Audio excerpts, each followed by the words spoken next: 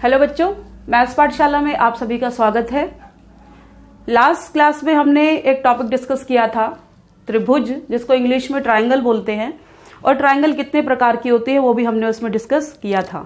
ठीक है, और जो हमारी डीओई की वर्कशीट नंबर 26 भी थी, और उस क्लास का जो लिंक है वो हमने डिस्क्रिप्शन बॉक्स में भी शेयर कर दिया है। तो आपको देखना है तो आप उस लिंक को क्लिक करके आप देख सकते हैं। तो आज का हमारा टॉपिक है राइट एंगल ट्रायंगल, जो कि डीओई की वर्कशीट नंबर 27 है। तो हम उसका सॉल्यूशन भी करेंगे, क्वेश्चंस भी सॉल्व करेंगे, और राइट एंगल ट्रायंगल होती क्या है उसको भी हम डिटेल में पढ़ेंगे। ठीक है, आप कैसे पहचान करेंगे कि ये एंगल 90 डिग्री का होता है या ये एंगल 90 डिग्री नहीं है।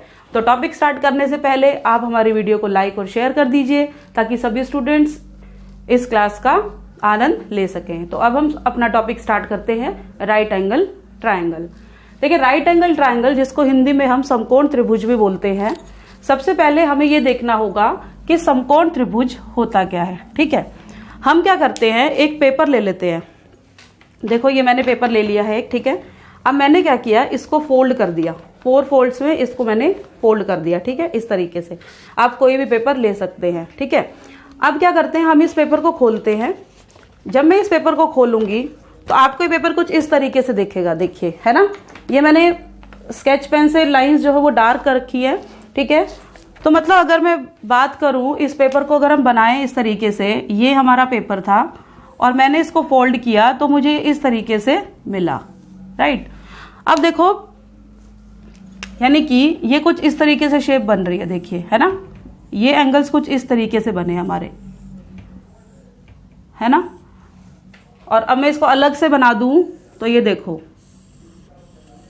सभी एंगल्स इसी टाइप के दिख रहे हैं आपको। ठीक है, यानी कि जो फिगर आपकी एल शेप होती है, एल शेप फिगर, उसमें जो एंगल बनता है वो हमारा राइट एंगल होता है। ठीक है, तो अभी आपसे कोई भी 90 डिग्री एंगल पूछे तो आप बता सकते हैं कि जो भी एल शेप फिगर होती है वहां पे जो हमारा एंगल बनता है वो हमारा 90 डिग्री का होता है। ठीक है, लेकिन अगर आप इसको थोड़ा सा भी इसकी शेप को ऐसे खराब कर देंगे, एल को इस तरीके से बनाएंगे, तो ये एंगल आपका 90 डिग्री नहीं होगा। आप इस बात को याद रखें कि जो स्ट्रेट लाइन, 2 स्ट्रेट लाइंस को हमने इस तरीके से जोड़ा कि एल शेप फिगर बन गई। ठीक है, तो वहां पे जो हमारा एंगल बना वो 90 डिग्री होता है। ठीक है, जैसे एक एग्जांपल हम और ले लेते हैं।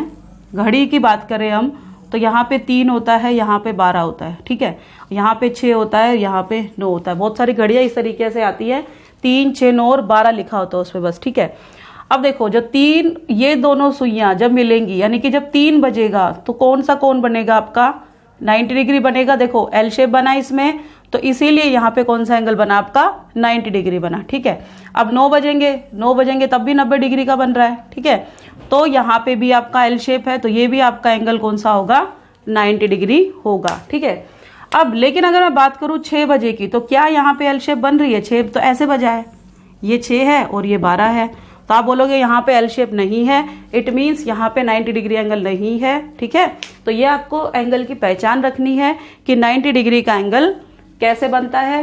तो आप बता सकते हैं कि जो एल शेप में एंगल बनता है वो हमारा 90 डिग्री का एंगल होता है। ठीक है, अब हमने यहाँ पे एक चीज और जोड़ दी, समकोण त्रिभुज, है ना।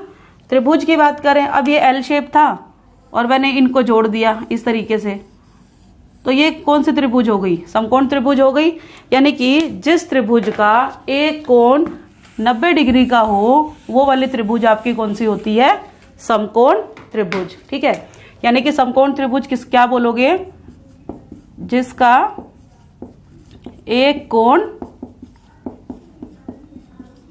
90 डिग्री हो वो त्रिभुज आपकी कौन सी होगी, समकोण त्रिभुज होगी।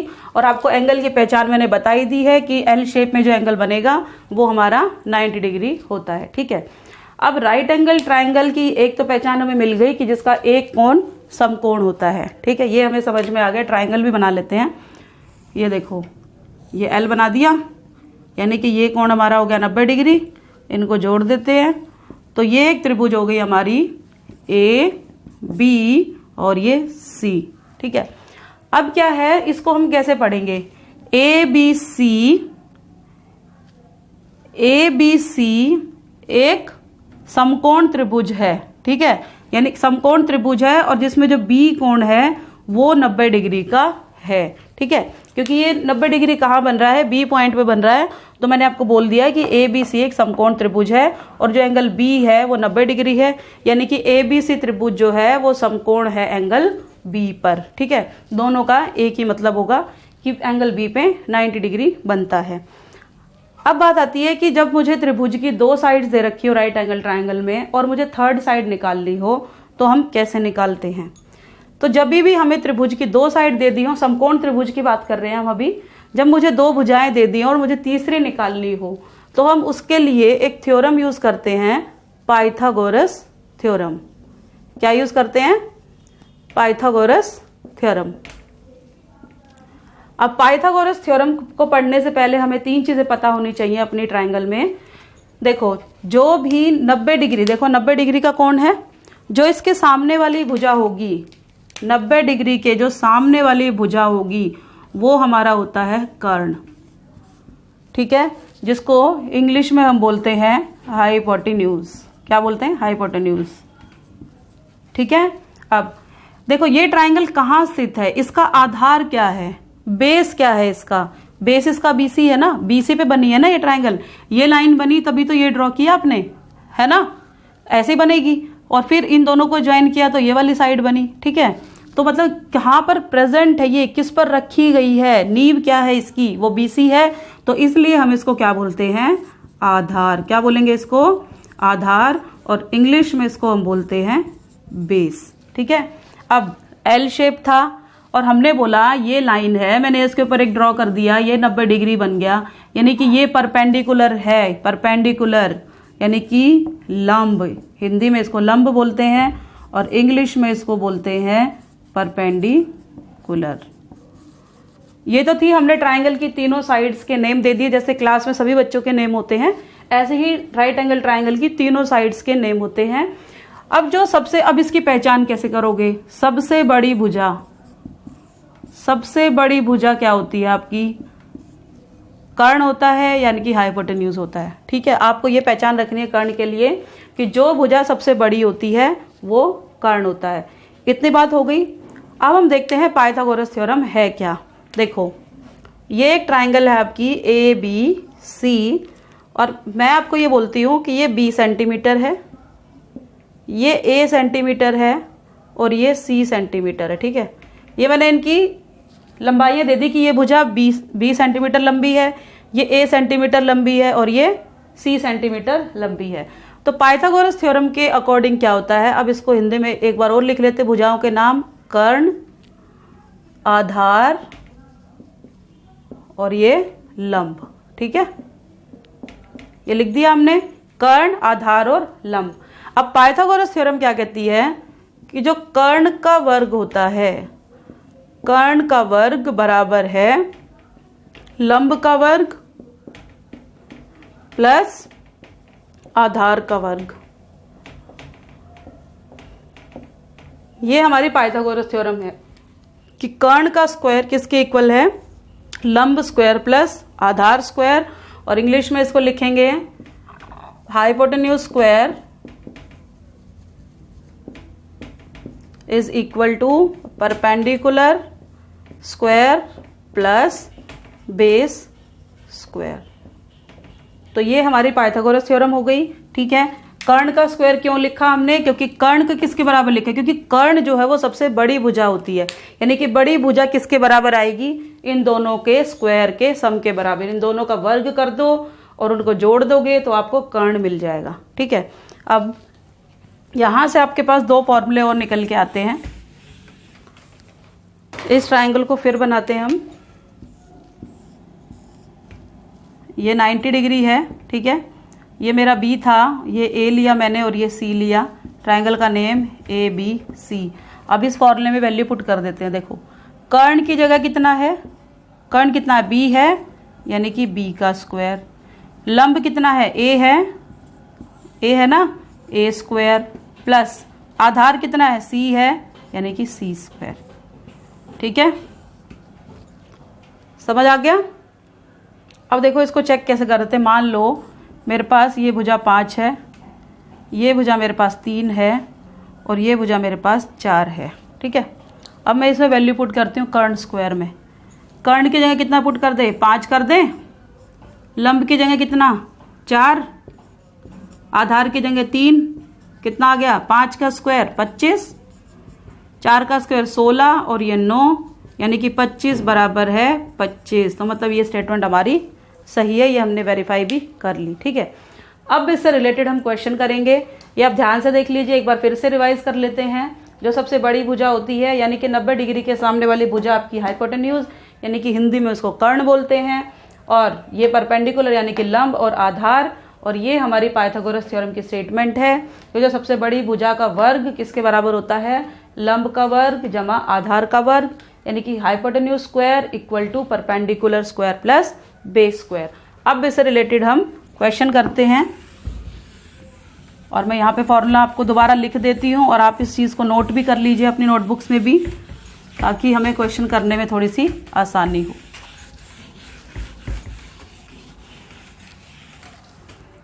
यहाँ मैं लिख देती हूँ फॉर्मूला,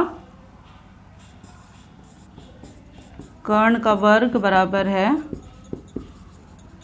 आधार का वर्ग प्लस लंब का वर्ग। ठीक है, और कर्ण आधार लंब आपको सब इधर लिखा है। तो हम इसके कुछ क्वेश्चंस देखते हैं। अब क्वेश्चन है मेरा कि ट्राइंगल ABC एक समकोण त्रिभुज है जिसका कोण C एक समकोण है।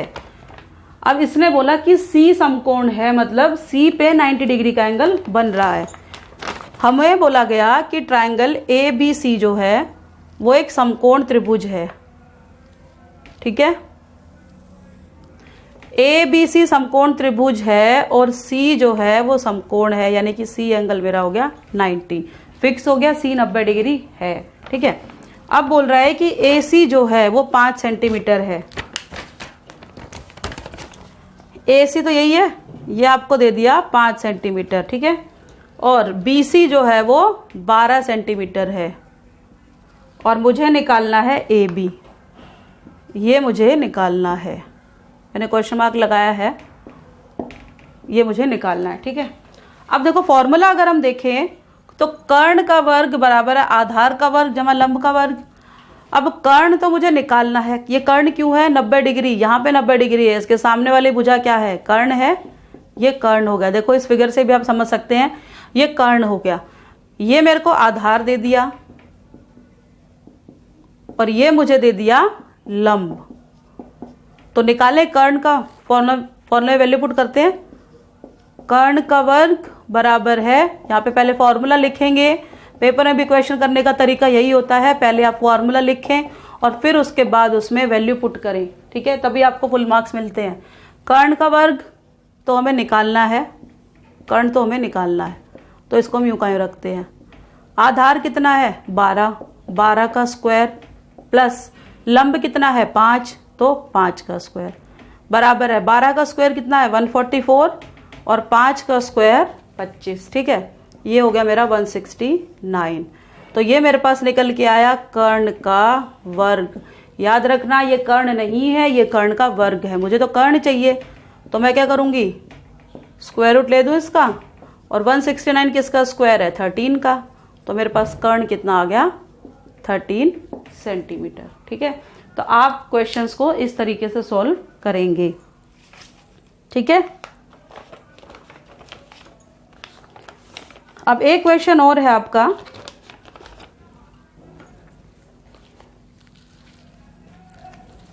यही कर देती हूँ।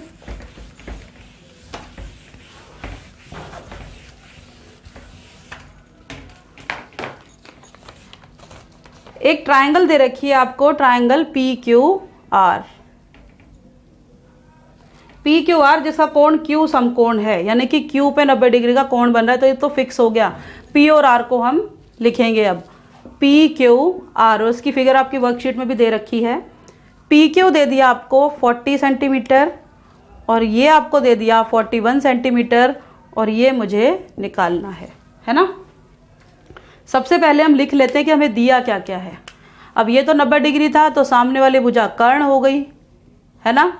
ये आपको लंब हो गया, यानी कि मुझे आधार निकालना है। पहले यहाँ लिख लेते हैं कि कर्ण मुझे दे दिया 41, यानी कि PR, है ना। पी आर मुझे दे दिया। उसके बाद लंब, यानी कि लंब मुझे दे दिया 40 सेंटीमीटर और आधार मुझे निकालना है। अब फॉर्मूले में तो मुझे, अब आप सोचोगे कि फॉर्मूले तो करंट निकालना था मुझे, लेकिन हमें तो यहाँ आधार पूछ लिया है।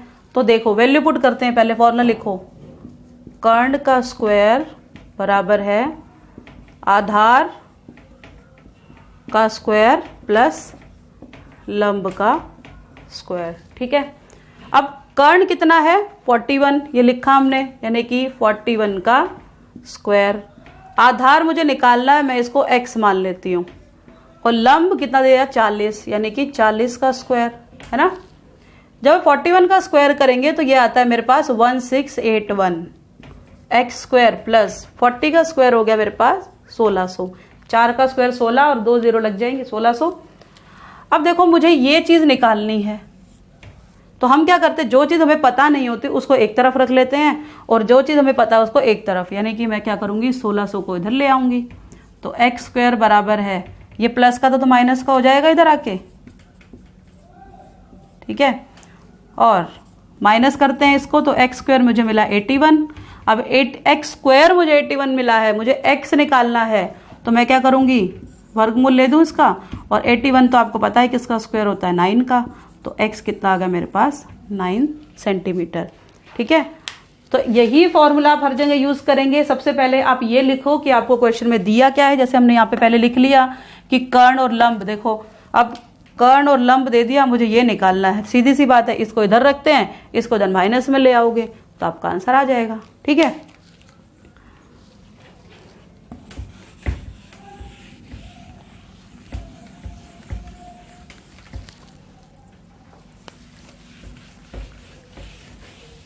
अब नेक्स्ट क्वेश्चन सॉल्व करते हैं हम वर्कशीट का। अब एक क्वेश्चन है आपका, ट्रायंगल ABC एक समकोण त्रिभुज है जिसका कोण A एक समकोण है। देखिए ये फिगर आप बनाओ, आप भी बनाओ साथ साथ। A समकोण है, यानी कि A 90 डिग्री है, मैंने सबसे पहले A फिक्स कर दिया। ठीक है, अब बोला इसने ABC, पहले हम ट्रायंगल बनाते हैं, A B और C मैंने बना दिया। ठीक है, अब ये बोलता है यदि AC 10 सेंटीमीटर है, ये मुझे दे दिया 10 सेंटीमीटर, AC कहाँ पे, ट्रायंगल कहाँ बैठी है, AC पे बैठी है, तो इसका मतलब आधार क्या है, आधार क्या है इसका 10 सेंटीमीटर। ठीक है, और AB 24 सेंटीमीटर, ये आपको दे दिया 24 सेंटीमीटर। ठीक है, यानी कि ये दे दिया एल शेप फिगर थी, तो मेरा लंब दे दिया इसने 24 सेंटीमीटर। ठीक है, और मुझे इसने पूछा है BC की लंबाई ज्ञात कीजिए। BC की लंबाई यानी कि मुझे ये निकालना है, यानी कि आपको कर्ण निकालना है। अब अगर मैं फॉर्मूले को ध्यान से देखूं तो मुझे आधार दे दिया और लंब दे दिया, है ना, कर्ण निकालना है। तो फॉर्मूले को अगर देखोगे तो मुझे करना क्या है, आधार का स्क्वायर कर दो, लंब का कर दो, दोनों को जोड़ दो। तो पुट करते हैं वैल्यू, कर्ण का स्क्वायर बराबर है, पहले वैल्यू लिख देते हैं, फॉर्मूला लिख लो, आधार स्क्वायर प्लस लंब का स्क्वायर। ठीक है, कर्ण को हम BC बोल देते हैं, BC है ना side, BC square equal to आधार कितना है 10 स्क्वायर, लंब कितना है 24 का स्क्वायर, यानी कि ये हो गया 100 और 24 का स्क्वायर 576, तो ये हो गया मेरे पास 676, यानी कि BC आ गया 676, BC स्क्वायर आया 676, और ये किसका है, BC निकालना तो वर्गमूल, और 676 किसका वर्गमूल है 26 का, तो मेरे को BC मिल गया 26 सेंटीमीटर। ठीक है, तो इसी तरीके से आपको और क्वेश्चंस भी ट्राई करने हैं, एक क्वेश्चन और ट्राई कर लेते हैं, फिर आपके लिए 2 क्वेश्चन बचेंगे, वो आप खुद ट्राई करेंगे। ठीक है, ये फिगर आप जरूर बना लीजिए, साइड्स की पहचान आपको हो जाएगी कि लंब कौन सा है, आधार कौन सा है, और फॉर्मूला जरूर लिख लीजिए, ये आपकी पाइथागोरस थ्योरम है। ठीक है, अब इसका सेकेंड क्वेश्चन, अब आपको देखते ही समझ आ जाएगा फिगर बनाते ही कि हमें निकालना क्या है। फिगर आपकी वर्कशीट में बनी है, ये फिगर बनी है, P Q पे समकोण है और ये r, ये मुझे दे दिया 17 सेंटीमीटर, ये मुझे दे दिया x और ये मुझे दे दिया 15, यानी कि मुझे x निकालना है ना। एक बात याद रखना, जब हमें बड़ी भुजा निकालनी होती है तो मुझे इन दोनों को जोड़ना होता है, वर्ग करके जोड़ना है, ठीक है। जब मुझे छोटी भुजा निकालनी होती है तो एक फॉर्मूला, या इसको शॉर्ट ट्रिक भी बोल सकते हैं आप, सीधा से याद रखो कि जब मुझे छोटी भुजा निकालनी है तो मैं क्या करूंगी, बड़ी भुजा के वर्ग में से छोटी भुजा का वर्ग माइनस करना है डायरेक्ट, ठीक है। अब देखो डायरेक्ट इसको लिख देते हैं, x का स्क्वायर इक्वल टू 17 का स्क्वायर माइनस 15 का स्क्वायर, है ना। पाइथागोरस थ्योरम भी तो यही बोलती है। अब मुझे छोटी भुजा निकालनी है, सीधी सी बात है, छोटा निकालेंगे तो बड़े में से माइनस करना होगा, तो मैंने बड़े में से माइनस कर दिया, और वर्ग तो हमारा थ्योरम में चल ही रहा है तो मैंने यहाँ पे इसका वर्ग भी ले दिया। अब 17 का स्क्वायर क्या होता है, 289, और ये हो गया आपका 225, 4 और ये 6, x स्क्वायर आ गया 64, तो x कितना आ गया मेरे पास 8 सेंटीमीटर, और ये हमारा आंसर है, ठीक है। तो आप इसी तरीके से 2 क्वेश्चन और हैं, वो आप खुद ट्राई करेंगे। अगर आपको कोई प्रॉब्लम आता है तो आप वो प्रॉब्लम पूछो, कमेंट बॉक्स में भी डालो, ठीक है, तो हम आपकी प्रॉब्लम सॉल्व करेंगे। तो आज का टॉपिक हमारा राइट एंगल ट्रायंगल कंप्लीट हुआ, यानी कि डीओई वर्कशीट नंबर, आपकी जो वर्कशीट थी वर्कशीट नंबर 27, ठीक है, ये कंप्लीट है आपकी। इसी तरीके से आपको जो 2 क्वेश्चन मैंने छोड़े हैं वो आपको खुद सॉल्व करने हैं, ठीक है। तो आज के लिए बस इतना ही, थैंक यू।